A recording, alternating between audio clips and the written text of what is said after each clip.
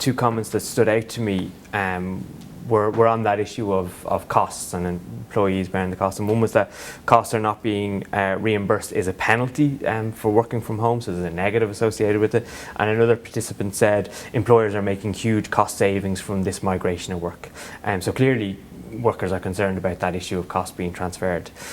What approaches have other countries taken to working from home costs that you're aware of?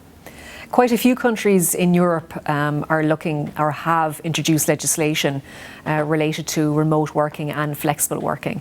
And a number of those, for example, Belgium, France, Spain, Luxembourg, have provided for the idea that employers should be looking to support financially workers in terms of the cost of remote working.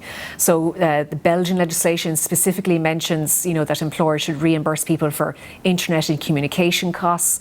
The Spanish legislation talks about people being reimbursed for their expenses of working from home, and they mention utility costs. And the French legislation talks about how employers have to consider the idea and discuss the idea of costs when they're developing collective agreements or policies on remote working. I think what's important here to note as well is that, as we've seen, there's other issues that need to be taken into account as well as costs. So I think, certainly costs then is one thing that this union will have to take forward on behalf of members in both engaging with government but also engaging with employers, that there is some form of compensation, home working allowance, or reimbursement, as you say, for those utility bills. I think that's something we'll need to address.